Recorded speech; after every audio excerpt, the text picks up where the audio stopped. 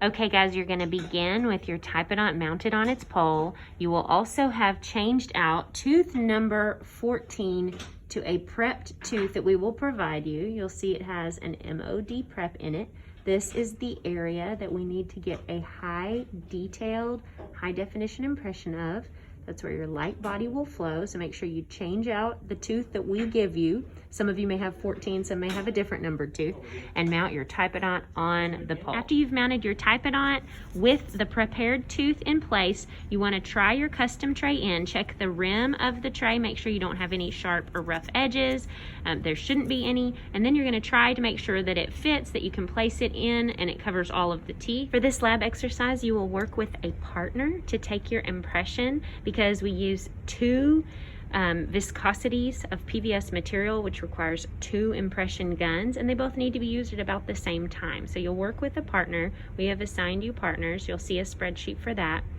And each person will need to have this dispensing gun. A little tiny yellow tip goes into the yellow mixing tip. The green mixing tip does not have any additional tips on it. You will also have 2 of these cartridges. One cartridge is for light body, the other cartridge is for heavy body. You will also need tray adhesive.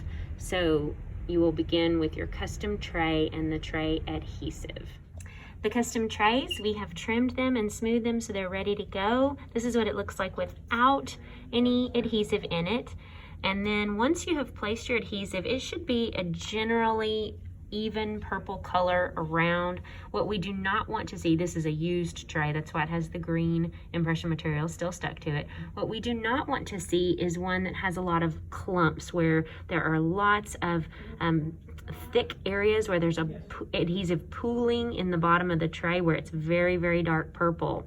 In order to prevent that, after you paint the adhesive in your tray, you're going to use an air spray to kind of dry and thin it out to a consistent thickness. Before you take your impression, you will paint the inside of the custom tray with tray adhesive. This stuff is super sticky. You want to be careful with it. You don't want to use huge globs of it. You're going to use the paintbrush that's attached to the inside and begin painting that on the inside of the tray. You want it to be in a thin layer. If you do end up having any adhesive material pool inside the tray, you will use your air water syringe or airflow from the dental unit in order to thin it out. This tray adhesive does require a little bit of a wait for it to dry. It should not be wet. It should be dry and sticky.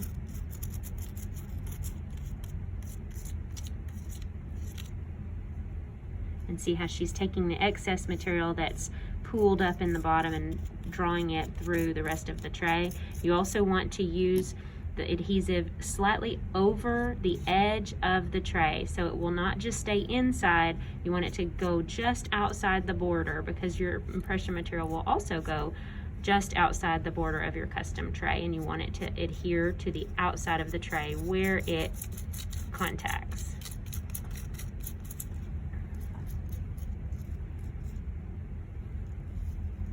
If you need to thin it, you will use the air water syringe with a light airflow and just kind of dry it and thin out any areas of too much adhesive. While you are waiting for your tray adhesive to dry, which takes several minutes, you're going to load the impression guns with the impression material and their tips.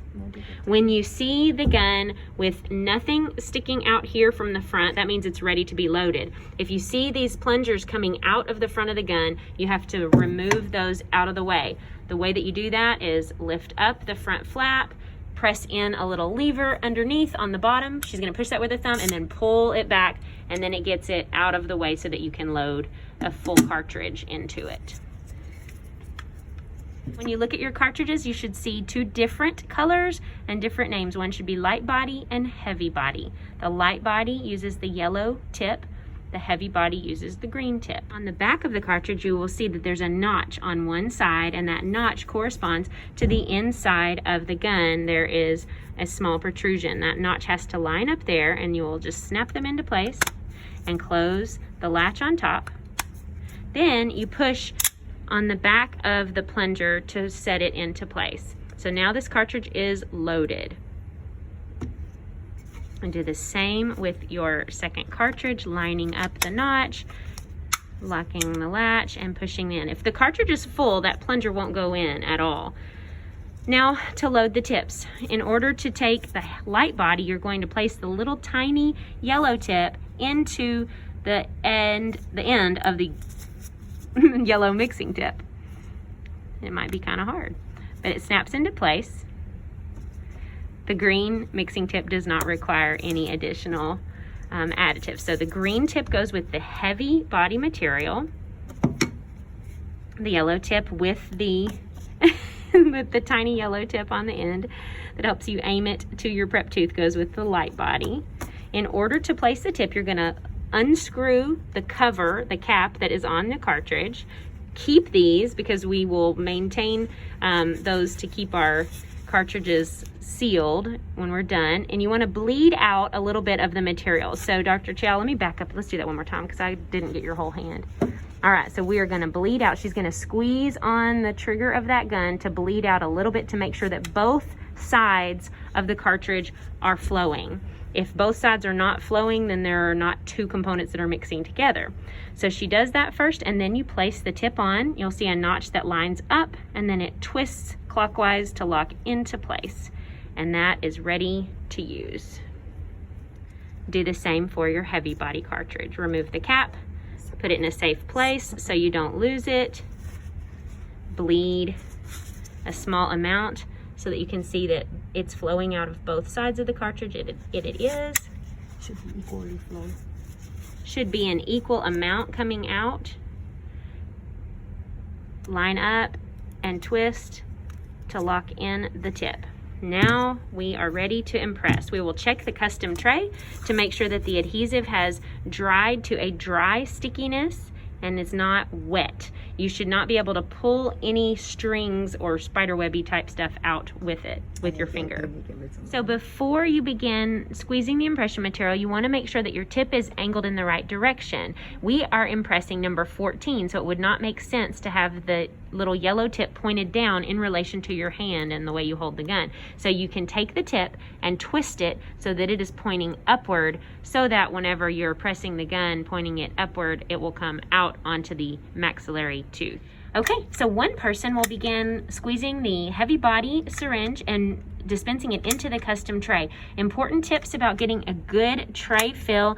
First of all, it takes a lot of pressure to squeeze this gun. Your hand and your forearm are going to be tired.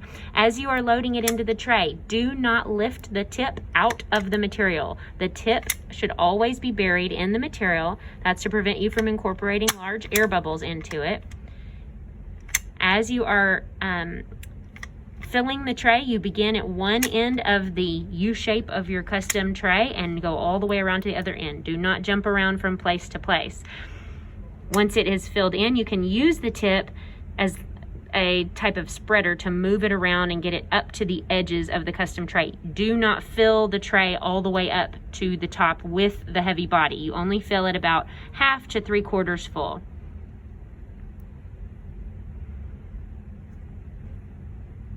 Meanwhile, the other person is using the light body material to inject the light body PVS impression material directly onto the prepared tooth. You can begin by bleeding out a little bit onto a paper towel, and then you will aim the tip into our prepared tooth. You want to fill up that entire prep and completely cover the tooth that has been prepared. After you cover that tooth, it may drip down, and that's okay. After you cover that tooth, you'll run the rest of it kind of along the occlusal surfaces, just filling in those grooves. This is the light body material, so it has low viscosity. It's going to get the details of the teeth. Then you will remove the tiny little orange tip and quickly load some more light body material into the trough you've created of the heavy body material, and your tray is ready to use. Place the tray from behind. You're standing at 11 o'clock, just like you did with your alginate impressions. Start on the posterior teeth and lightly push it forward in the anterior. Make sure that your tray is centered, that you are lined up from the midline, and you stand behind the chair holding the tray in place. You always must hold the tray the entire time it is in your patient's mouth. You never put an impression in and walk away. And hold until the material begins to set. It will be in a hard rubbery set. Just like with your alginate impressions, you should see the impression material coming up into the vestibule outside of the tray. You'll wait for the material to harden before removing it, but you do want to capture that vestibule. For our particular purposes, if you want to avoid this light body dripping, which is normal, you could place a napkin or towel over the lower teeth to catch that dripping of the light body material. If it does drip onto areas of the Typodont or even your Typodont pole, just leave it and let it set. It's very easy to remove when it's set into its rubbery state. It's very difficult to remove when it is not set and it is sticky. Once all the material has hardened into a rubbery state, you'll check it, make sure it feels completely set, and then you begin removing it. If you have a really nice handle, this will be no sweat. Ooh, it's on there good. Lots of downward pressure. Hope I don't break the Typodont. Or the tray. There it goes. Whew. Okay. Better work out. And then you'll evaluate the internal surface of your tray. Particularly, you want to get a good look at number 14, that one that had a prep in it.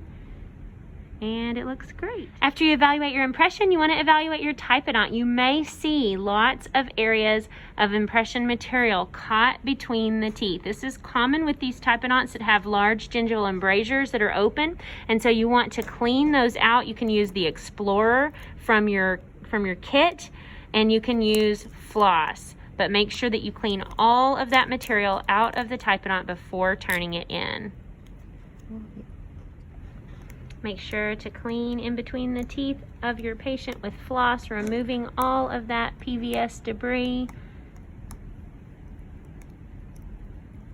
And then you are done. To disassemble your impression guns, you will counterclockwise twist the tip off and quickly replace the tip that was on it. Make sure you match those up, and it goes back on and twists to lock. You are going to press the button in the back and pull the plunger all the way out so that you can lift the cartridge off. If you try to lift the cartridge off with the plunger in, it will not come off. The same with the heavy body. Counterclockwise twist to remove, place the cap and twist it to lock it. Push the button so you can pull the plunger all the way out, lift the latch, pull out the cartridge, and now you have disassembled your impression guns.